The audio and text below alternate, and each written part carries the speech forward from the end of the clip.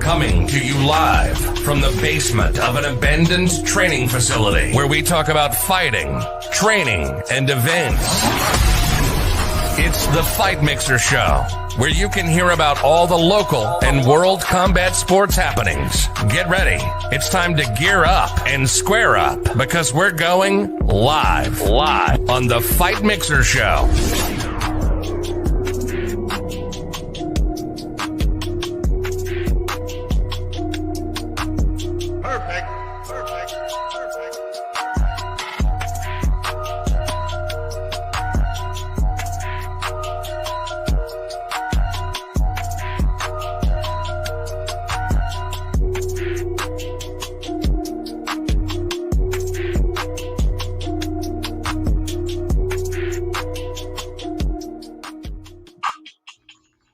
What's going on, everybody? Welcome to this edition of the Fight Mixer. I'm here with the producer, Matt, and also the man, the myth, the legend, the champion, 4-time champion, actually 5-time champion because he just beat COVID, Mr. Gabe. Gabe, how you doing, brother? I'm good. I'm just recovering from COVID, as you said. Feels, it was like a flu. Wasn't too bad. I think the worst part is having to be quarantined away from my family. But I've been growing quite the beard. I'm trying to emulate you, Dave. Kind of like it. Yeah, I don't know. Now, Gabe, so we got to test your symptoms and make sure that you're healing correctly. Turn on the TV and put on a Tito Ortiz fight. If you enjoy it, you lost your taste. So let's just make sure that you still have your taste. I watched what is it? I think it's Tito Ortiz Wordsmith on YouTube. I was sick and I laughed the whole time, so I'm fine. I feel good. And we love you too, Justin. We miss you, brother. And this show is also brought to you by Crippling Depression. Are you a New England Patriots fan like me? Don't hope and dream anymore. Kill yourself. Don't kill yourself. Oh no, I'm gonna jump on. Not kill yourself, first of all. If you want to kill yourself because the sports team loses, you have some serious problems. Yeah, I know. I'll try to get over it as we go along. But Matthew Kohler, what's going on, brother? And of course, we're going to talk about because Knucklemania is running wild, baby. We're going to talk about Knucklemania, the entire fight card. Matt, you're hyped up about it. Obviously, your client, Christina Ferreira, will be fighting. I didn't even realize that. You're pretty hyped about it, aren't you? The girl she's fighting is really tough. I don't know her name, but she's tough. Christina Ferreira is going to be fighting Britton Beltran. She got married to Mr. Beltran. So obviously, storyline going into this. Yeah. Yep. And I'm fighting February 18th. I'll get naked or dress whatever Gabe says I'll do. Oh, nice. Dress. Awesome. I'm a dressed type of guy. It's kind of my thing. Oh, yeah. Cowboy fans. Tony, I'm so sorry, brother. I'm so sorry. We're in the same boat right now. We both need therapy. Yeah, it does take a true fan. I've been a fan since I was a kid for the Patriots. So let's go on to the topic. Obviously, the storyline leading into this is Brandon obviously lost to Christina Ferreira in their first meeting. How did she lose? I believe by knockout, by stoppage, right? Oh, okay. It was by doctor stoppage. Doctor stoppage, yeah. Yeah, it was a good 3-minute fight. So, Britain worked her way up. She obviously was trying to be fed. In my personal opinion, my personal assessment, she was going to be fed to Paige Van Zandt, and she surprised and shocked the world, beat Paige Van Zandt by decision, and then when she went on to beat Jenny Savage, definitely improved her game tenfold and earned a rematch with Christina Ferreira. Christina Ferreira, who has the work ethic of a monster, long time coming.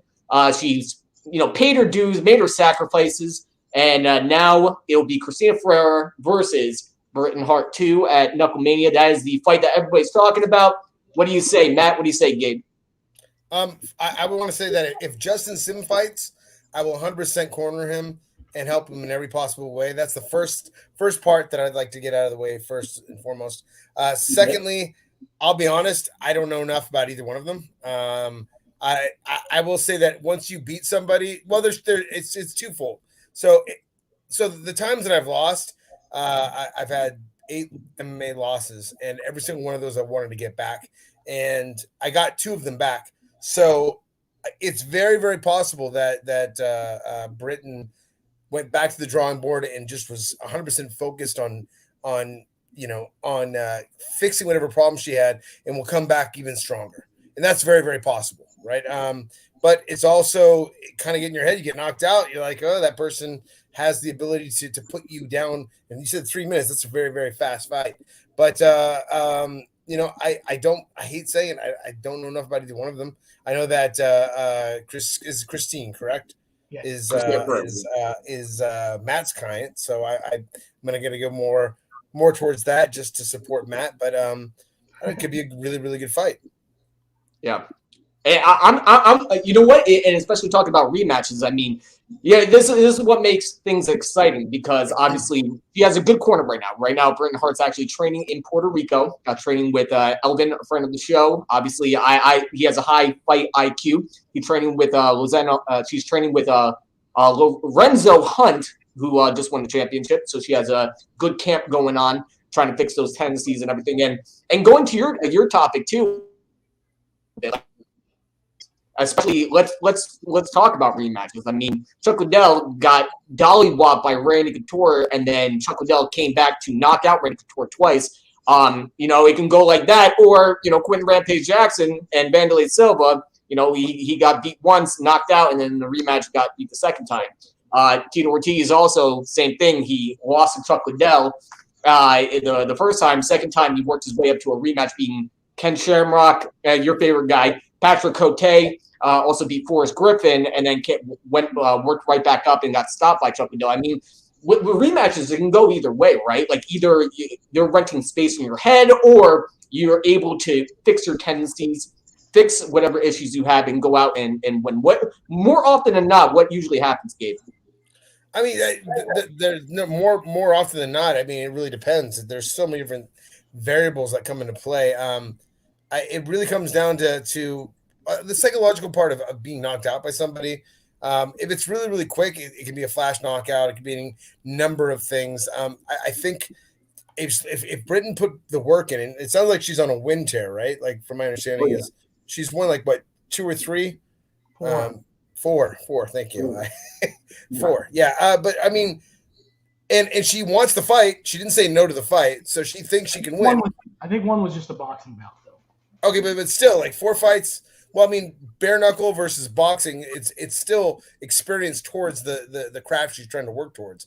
She took the fight. She wants the fight.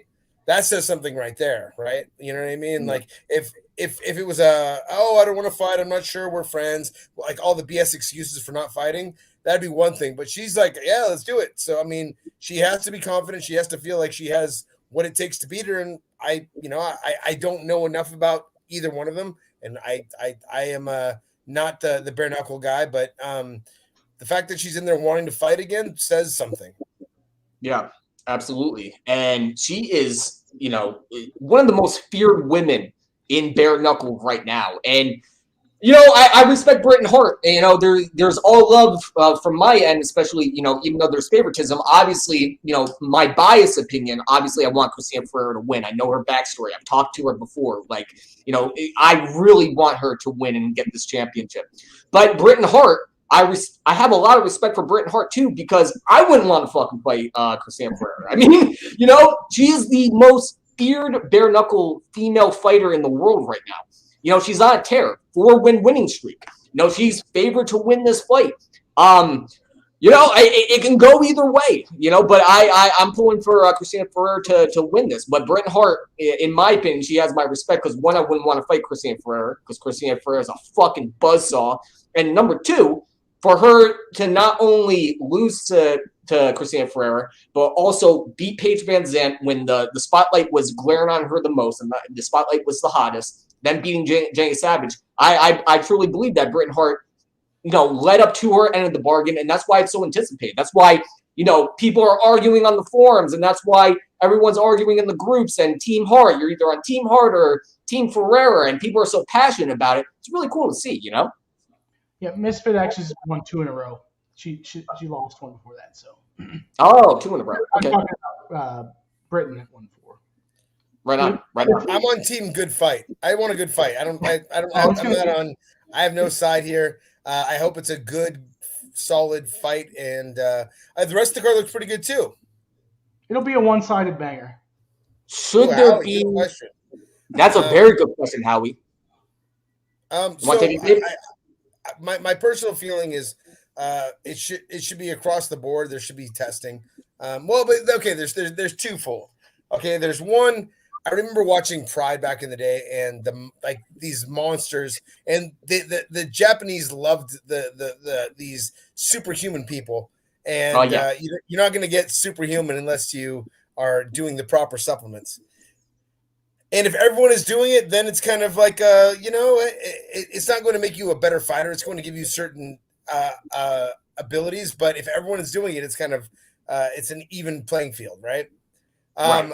But we're in the world of sanctioned sports. But then again, how many athletes that are quote unquote, tested that are doing stuff? Way too many. Right. If you want a good example of how bad it was in Pride, I mean, everyone was worried to the gills. Look up this HBO movie. It's one of my favorite MMA movies of all time. It's called The Smashing Machine with Mark Kerr. Mark Kerr was an absolute fucking wrecking machine. At one point in time, he was ranked number 1 pound for pound heavyweight in the world. Mark Kerr was a fucking monster, but he also abused drugs a lot. He was on the juice, he was on the gas. It documents this throughout the documentary, and then he ends up hitting a brick wall when he fights Kazuyuki Fujita in the Pride World Grand Prix. Well, first he lost to Igor Bochanchin, but so somehow in the rules got finagled a little bit, so Mark Kerr was making a no contest. He started training with Boss Ruin, and Boss Ruin and I actually talked about this story because I actually brought it up to him, and he has a whole detailed, and I love Boss Ruin's stories, and shout out to him. I love him so much. And, he trained with Rico Rodriguez, who went on to win the UFC Heavyweight Championship. Mark Kerr goes out, fights at the Pride Grand Prix 2000, and completely gets fucking beaten to death by Kazuyuki Fujita. And even with steroids, I mean, it can go either way because, one, you're super strong and you're superhuman and you can fucking punch, a person over the mountain, but also you gas out fairly quickly, and it was rapid back in the day. Long story short. But, I'm obviously I'm on Team Ferreira because of who we're associated with. Matt obviously runs Bare Knuckles Most Wanted with Matthew and Jules, and shout out to them. And obviously I know Christina Ferreira, and she's a great gal, and I want her to win. I want her to succeed so bad because you got to hear the stories, the sacrifices she had to make, both financially, personally, professionally. She made so many sacrifices to get to this point, and that's her philosophy. That's what a champion does. They make those type of sacrifices. But also, I'm on Team Good Fight also because you got to understand from my point of view. I made a long post about this. The first woman to fight in the UFC was not supposed to be Ronda Rousey. Back in the day, back in 2004, on a card that Tito Ortiz was main eventing, Gabe's good buddy and friend and bedtime hero, Erica Montoya. Erica Montoya was supposed to be the first female to fight in the UFC. She was undefeated, very, very good Brazilian Jiu-Jitsu practitioner. She was actually featured in UFC Sudden Impact on PlayStation 2. I talked about this before. That fight got scrapped because Dana White did not want female fighters. But, back in the day, I used to have to tape trade in order to get because MMA is the best men and women in the world. It's not just the best men in the world. If you want to enjoy the if you want the big picture and experience the MMA for all of its glory and the fight game for all of its glory, you got to watch both sides of the spectrum and both genders. And obviously, it was just males for the UFC and males in Pride and everything like that. I had a tape tray to watch Smack Girl in Japan. Fucking Layla Ali, the daughter of Muhammad Ali. Like, I had to jump through hoops to find out when the fight was on pay-per-view, even though Layla Ali was fighting Joe Frazier's daughter. Crazy to me that I would have to go through those type of hoops. Like, and just going through like the evolution of the sport to getting to where it is today, where you have one side so passionate about Britain Hart that will fucking argue with you tooth and nail and say, fuck you if you're on Team Ferreira. Fuck you. And Team Ferreira, obviously, we're passionate about Christina Ferreira winning, and seeing the MMA community rally behind two females. You know, it's really cool to see from my perspective. I'm Team Good Fight. I'm also Team Ferreira, but I'm also Team Good Fight. I'm proud of both competitors. I'm not. I don't. I obviously respect Matt and want nothing but goodness for him. But I'm not gonna say I'm on his team. Fuck him. I'm kidding, man. That was a joke. That was a joke. I know. I'm breaking your heart. I'm Team Good Fight. I hope that whoever wins in a very spectacular way. And I hope that it's not one of those things that's just like a one punch knockout. I hope it's actually it's decided properly. Well, so far in the women's, right? So far in the women's division, there has never been there's been TKOs but no KOs. So okay. Look at that. Look at Matt knows all the. There's some other fights that on that card which seem kind of interesting. The one that I brought up on the last, I think our last episode. What did I say about the Julian Lane, Mike Perry debacle? What did I say?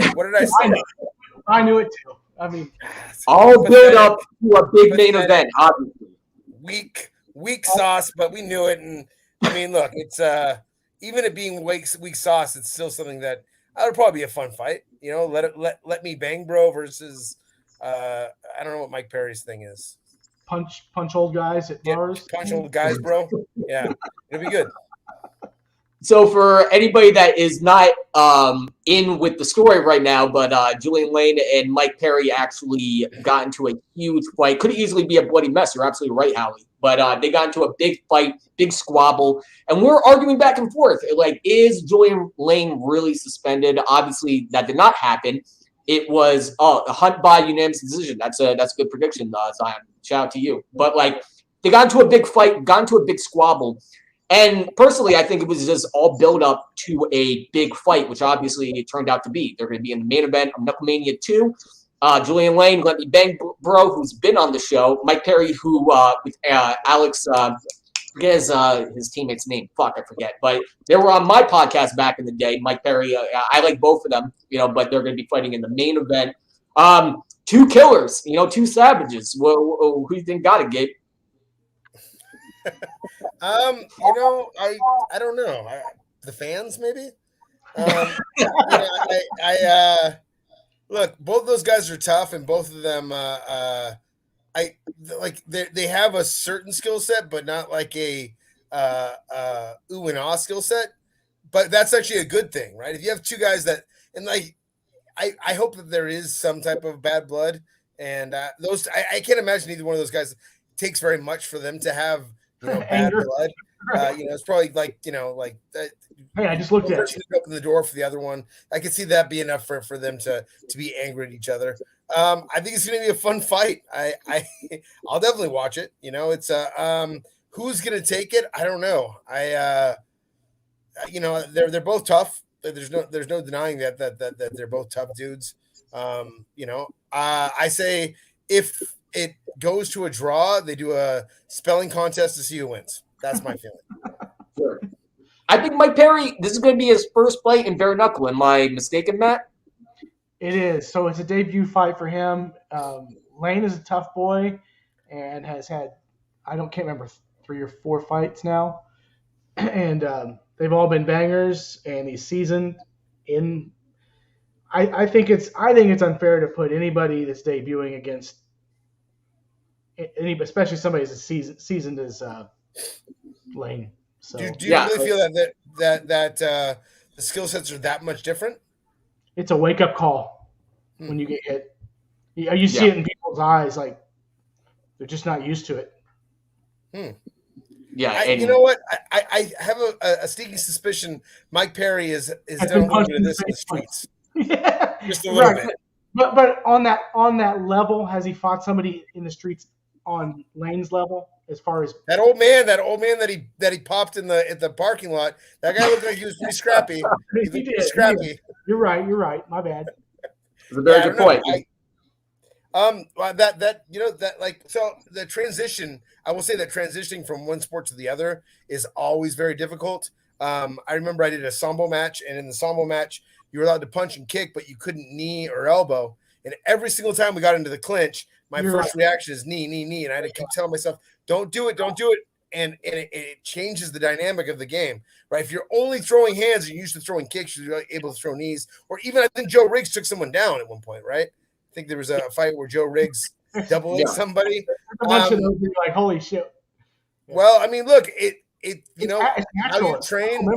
and how you get prepared for things, and then trying to switch things off to do only one thing is difficult. Yeah, and I mean, you'll see a lot of like fights where somebody will go down, and especially if they're in MMA and stuff, you'll see them try to follow through, Yeah.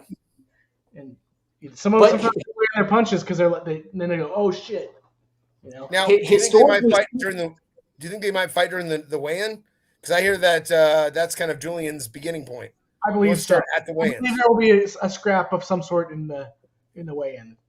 all right, whoever's listening right now, I'll bet $100 that they're gonna fight at the weigh-ins. Who wants to take that bet? Anybody that's listening right now, comment in.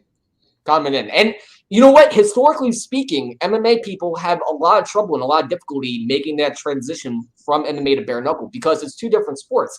Because you got to imagine too, Paige Van Zandt, for example, when she fought Britain Hart, I'm like, I don't think Paige Van Zandt's going to do very well because in MMA, the reason you're able to get those shots off is because people, their opponents, their adversaries, are in the back of their mind. They're thinking, well, if I bum rush the pocket, I could get taken down to the deck. So, with Paige Van Zandt, when he fought a lot of people, they did not want to get taken down. So obviously they stayed out of the pocket to avoid that takedown. And Paige Van Zandt was able to get those shots off. Similar to a lot of MMA people. Chad Mendez, we're going to talk about him a little bit. He's going to be fighting at Knucklemania 2. He's his base is wrestling. Everything's to set up a takedown. He's able to get off a lot of clean shots and a lot of great stand-up because their opponents in the back of their head saying, well, if I bum rush the pocket, if I'm stupid, or if I throw my weight behind my punches or my strikes, I can get taken down or throw a kick or whatnot. Well, obviously there's no kicks in bare knuckle, but you know what I'm saying? Like it's two different sports. I think bad habits die hard. It's very hard to make that transition. Julian Lane, while I think Chad Mendez has the perfect opponent because his opponent is 1-1, so it's practically even at this point. I think Mike Perry fighting Julian Lane is a very fucking dangerous fight. Very fucking dangerous for your first fight and your debut.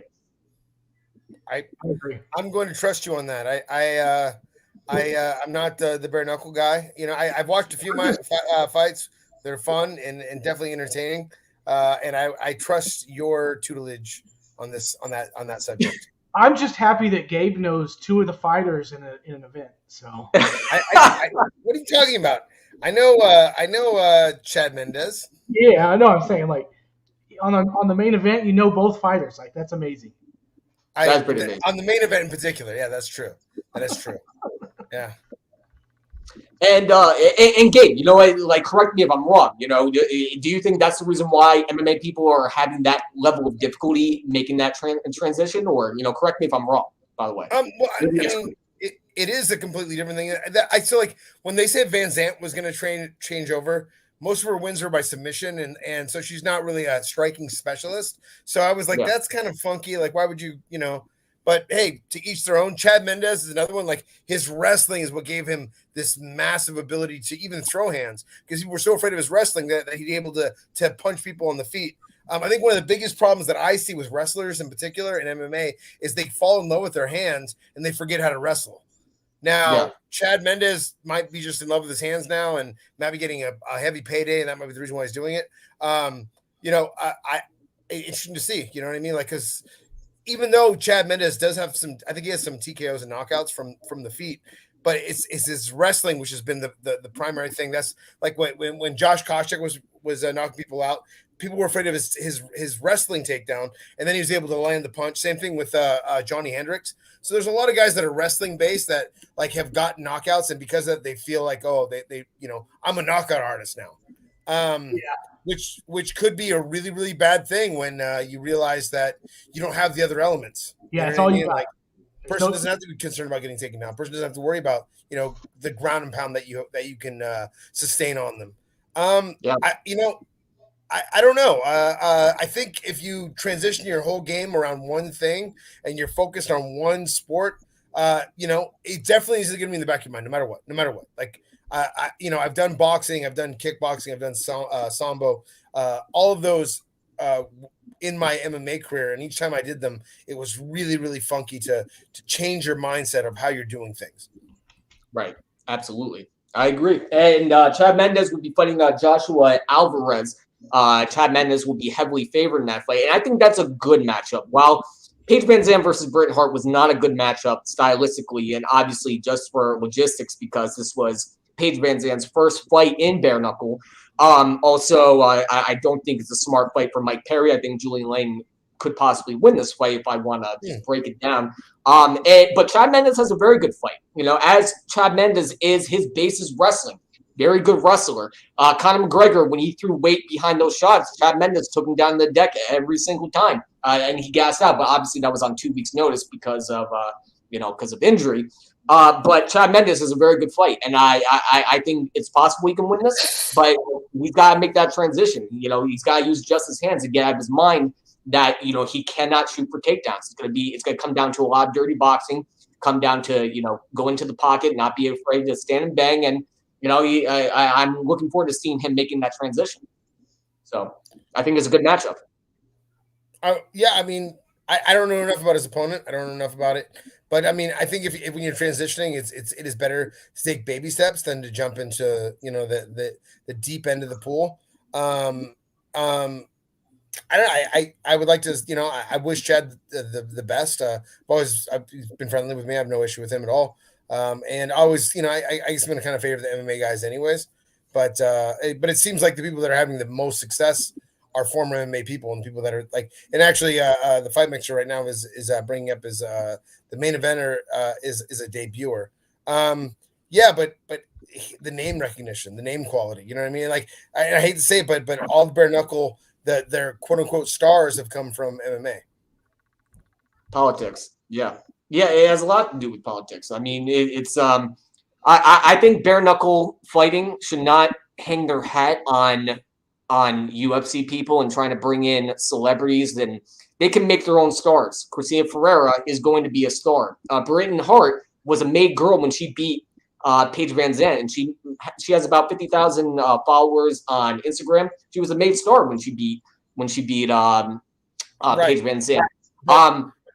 And your buddy, I know you dislike him, but Brandon Lambert, even his first fight, he was able to promote himself and organically be a name where people were watching and tuning him to watch him either win or lose. Yeah, I know, Gabe, I know, but like bare knuckle. The fact that you even got bringing that guy up at all, like I don't hear about anything about that guy.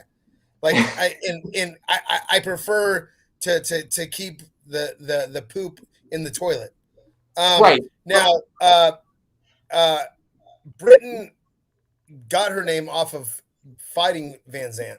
If she would have lost her, then it would have been irrelevant to her, right? So it's the same thing as I hate saying it, but like Logan Paul was one of the whatever Paul brother, Jake Paul. He made his name off of beating who's the wrestler? What's his name? God damn it. Oh my God, Tyron Woodley. You were just at the front. Woodley. Prior to Woodley, it was Ben Askren, right? That hurt my soul. That gave him credibility, right? Yeah. And they're still going to utilize the name recognition to build the fighter. Yeah. I mean, when Muhammad Ali was 7 years old, I would have loved to fight him because then I could say I got a win over Muhammad Ali when he was like going through his stages. You know what I'm saying? Like Ben Askren was coming right off of hip surgery and everything like that. We knew what it was. Anybody could beat someone when they're way past their prime and like on the shelf and retire and everything. But neither here nor there. But I think bare knuckle has the platform and has the fans and everything like that can. I love fake black belts. Who's a fake black belt? So Gabe? Bruce, I think he's talking about me. no, Bruce. Bruce Iron Lion is he runs the channel Fake Black Belts where you got all the fake jujitsu shit. Oh, awesome. Where they do, energy punches and stupid shit. Wait a minute. Oh, right on, man. That's not fake. Just because you don't know about it doesn't mean it's fake. My bad. I'm sorry. You're right. There's a funny video, by the way. I'm sure fake black belts, and shout out to them. My good friend Ruben Alvarez down in Florida, who is a very good black belt, actually exposed a guy who said, "Oh yeah, I'm a black belt under Macaco," and Ruben Alvarez fucking went in on him. This was like 2015. I got him on the podcast to talk about it, but probably my favorite fake black belt exposed video of all time. And they probably have it on there too, so you can check it out there. You'll say. Yeah, if you need to learn energy punches, though, there is a man in that will teach you. That's where they're taught. That's the gym. Taught more than one person. That's the gym. That large group of people, every one of those knows how to do an energy punch. Every single one of them. Hadouken! You have to say Okay, that. all right, back on topic, guys. Back on topic. I think bare knuckle, if the machine gets behind them, I think they can promote anything. I think Christina Ferreira is she wins this title, she's absolutely a star, and I told her, I'm like, I don't think people necessarily want the OnlyFans model or anything like that, like Paige Van Zandt. Obviously, her pay-per-view, Knucklemania 1, did not do very well as far as pay-per-view buys. I think what moves the needle is just like the Mike Tyson effect. People want to see heavy knockouts. They want to see buzzsaws. They want to see killers. I think Christina Ferreira, she goes in this fight and dollywops Britain Hart. She's a made lady. I think people just like Amanda Nunes, I buy every single one of her pay-per-views because everyone says she's the baddest lady alive. I think people still want to see good fighters. They're not, you don't have to rely on the UFC people or the OnlyFans people or the celebrity box or anything like that. You can build your own stars, and bare knuckle has done it before where people will tune in to watch a particular fighter. They're very good at that. What do you say? Who, me? He is a bum this month, Zion. Who is the bum this month, Zion? Yeah, I'm hoping that I like to see all the organic fighters, coming up in BKFC, like really become the stars of BKFC. Yeah, same here. Obviously, bringing over the big name fighters from the UFC obviously helps bring eyes to the fights and helps everybody in general. More views, more money. So, and you know what? God love them. And I know what they're trying to do here because bare knuckle 1 happened, and my boxing coach Daniel Carbonelli, he was actually in the corner of Rico Rodriguez, and Rico Rodriguez was training out of her gym at the time at a UFC gym in Hoboken, and I'm like, this is so stupid. I don't get bare knuckle. Why is Rico Rodriguez? He's a heavyweight champion of the UFC, a former champion. He beat Antonio Nogueira at Abu Dhabi at ADCC. Why is he going to subject himself to this barbaric sport? It's bringing the sport back a million years. But then I was like, I watched the bare knuckle fight to watch Rico Rodriguez and cheer him on. And I was like, oh, this actually makes sense. Like, I see what they're trying to do. Like, it's bait, trying to create a mousetrap to bring in the UFC fans and bring on everybody. And God love them, I respect any fighter that comes into the ring. The respect is there for every single fighter and every single person that steps in the ring. But shit, man, like, you can build your own stars, and not only is going to save you a lot of money as an organization, but you can give it to the people and start building up their brand and give it to the people that have been with your organization for so long, like Christina Ferreira, Britain Hart, all those folks. That's just my personal opinion. It's a good opinion. I think that the athletes that are doing the sport expressly for the sport are the ones that should get the marquee position. Unfortunately, it's the same thing as why did James Toney get a co-main event? With Randy Couture. Because he's James Toney, you know what I mean? Is like they're trying to do a transition to get boxing fans to watch the sport, and Right. it's understandable. Like, look, why did CM Punk? Why was he on a main card? Because he's a well-known pro wrestler. You know what I mean? Like there's always going to be the idea of getting eyes on the product is what they're trying to do, right? And I obviously as an MMA guy, I want the MMA guys to do well. But if there's some proper stars and people that have been doing bare knuckle as a sport, they absolutely deserve their credit. Right. What does everyone think will win Palomino versus Martin? Matt, what do you think? You're the expert here at bare knuckle. The fans. The fans will win always. See, as long as I say that, I'm good to go. I don't have to know shit. I just say the fans. That's the co-main event, and Palomino is defending his title, and Brown is coming in with some serious passion. And I've heard people talking about Brown pulling it off, but Palomino is a true warrior. So yeah, I don't know, man. I had Brown in his last fight because I thought he had the power to do it, and he did. And then, but I don't think he has the. I don't think the skills there to do it against Palomino. But yeah. I got Palomino and I got Elvin for the win. So those are my picks. Elvin, Mr. Brito. He's fighting next week. Oh yeah, he's fighting next week. Yeah, we haven't even talked about that, but shout out to him. We kind of skipped over that. There's just not that much attention to that whole card. So I'm gonna be watching though. I just want to see. No offense to his opponent or anything like that, but Elvin's a great guy. He was on our podcast before we shot the shit. We talked by the pool when we were down in Florida for Knucklemania. Like Elvin's a great guy, and he has such a fight mind. And he lives in Puerto Rico. He trains. This is what he breathes every single day. Bare knuckle. It's well deserved. He deserves to get that title. So. No disrespect to his opponent, but I definitely want Elvin to win that title. So I'm going Martin since everyone else is picking Palomino. Just keep it even. I don't know anything. And again, this is one of those fights I don't know anything about. I think Palomino's had some MMA fights, so the name sounds familiar. But I'm going Martin. That guy's tough and scrappy, and he's not highly favored. And you like that. I like that the dark horse. He's a tough dude. I've seen him fight, and he's tough. He's a tough dude. I've seen him fight several times, and I've never seen him fight. I know you haven't. But that doesn't mean that he's not tough, and it's going to be a good fight.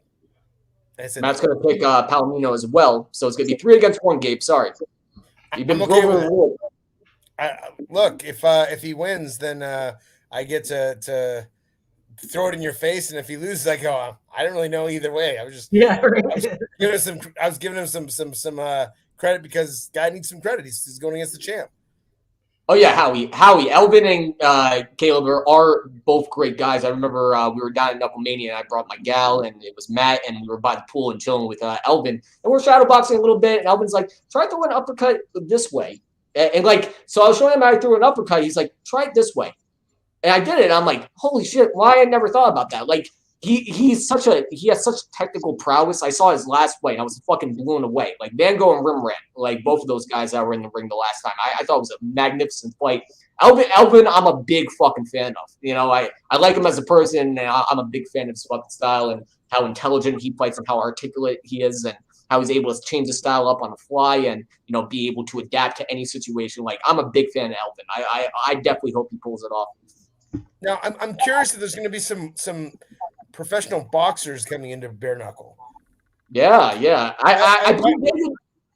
Why don't you have some names, like some recognizable names? So, I'm just going to take a stab that the boxers make too much fucking money. That's There's a a problem. lot of money in boxing. Yeah. But David Feldman was on the show, and he actually talked about bringing in Mike Tyson, or he tried to bring in Mike Tyson, and they Again, he didn't have enough money. really. Yeah. Well, Oh, I mean, I think there was an offer made and it was turned down. So apparently, you didn't have enough money to, offer to make Mike Tyson come over. Mike's getting paid. Well, yeah. That's what I'm saying. Yeah. What happened with Shaq investing in the company? I thought that was the thing. I don't know whether he hasn't, or they found another investor. I have no idea. So Wow. it would have been beautiful had he have done it because one, I think Shaq's a cool dude. Everybody's a cool dude. Shaq, I mean, I like him. He's just a humble guy. I like him. But no, he's Can you do that again? Was that an impression? You guys were I don't know if it was on point or not. But I'm gonna do it again. I want to hear that impression again. No, one more time. Come on, Matt. hold on. I think it's just how it has to be. Gabe, you got it, dude. So there's this great group. I love this group and the people that are in it because they're so fucking hilarious. But it's only hands. # only hands. It's like a big group for just Magnati didn't fare too well against Artem. That's a good point. That is right. Yeah. Right on, man. Yeah, good point. I forgot all about that fight. It's right, 100% spot on with that. But what is this group?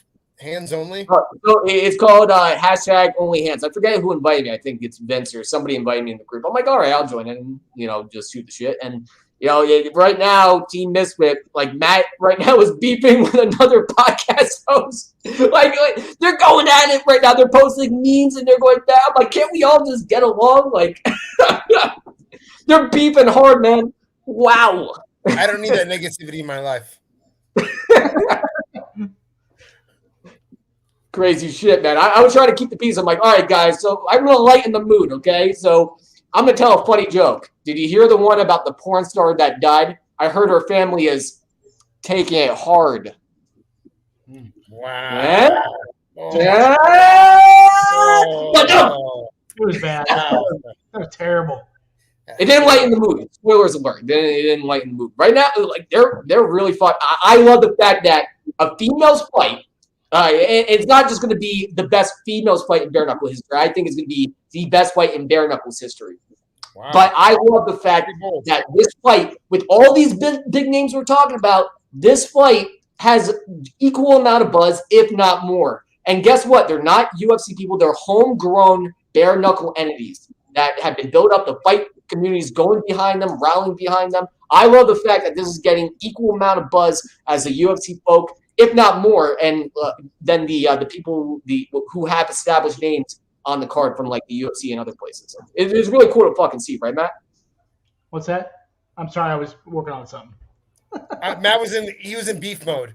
He was getting his beef ready for the other podcaster. Oh yeah, Misfit was gonna make her eat her feet. Get out of here, dude. Oh shit! All right. I don't know what that means. Rod, now go. Abigail, I like your name though. Abigail's a good name.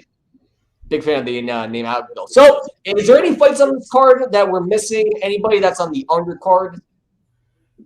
I haven't really seen the whole card yet, so yeah, I might be just absent on Facebook or whatever, or in social media a little bit because I'm doing other shit. But I really haven't seen the whole card.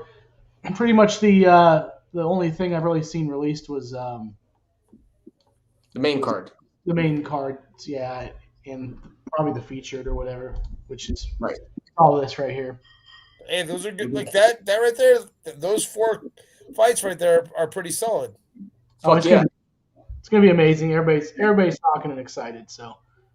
And everybody go on the Bare Knuckle TV app to watch it. February 19th, Knucklemania 2. We had a great time on Knucklemania 1. I can't wait to see Knucklemania 2. February 19th on BK TV. Shout out to those guys. They also put on Gamebred FC, and we were talking back and forth about Connor, so they were sharing my I fucking love Gamebred, and I also love BK TV. Awesome app. Download that app in order to watch the fight. So we're going to wrap this up like a Christmas present. You guys have anything else left to say before I get into the sponsors? No, I'm ready to go.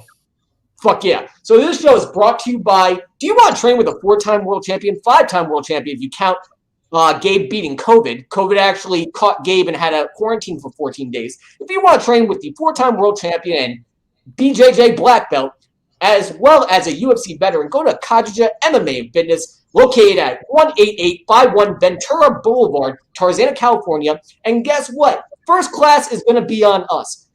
Go into the gym, say that you Fight Mixer sent you, talk to Mr. Gabe, and train with the 4-time world champion UFC vet, Gabe Godzilla Rudiger. Yeah. Also, if you're wanting to learn touchless punches. Right. That's right. Gotcha. 100%. Fuck yeah. And also, the show is brought to you by DrinkerNutrition.com. You want to get swole?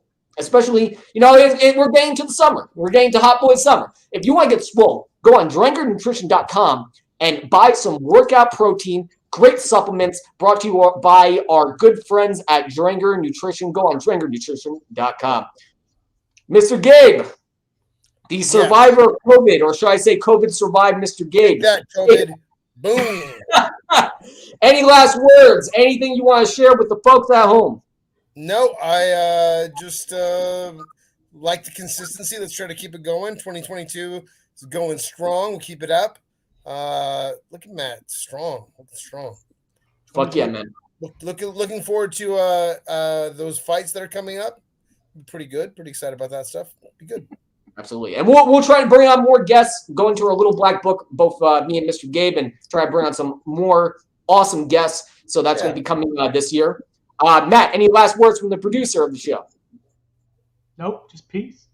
You don't want to say hi to your friends, the podcasters that you're beefing with? I wouldn't say we're friends at the moment. We're all friends. SafetyMatch.com. Shots fired!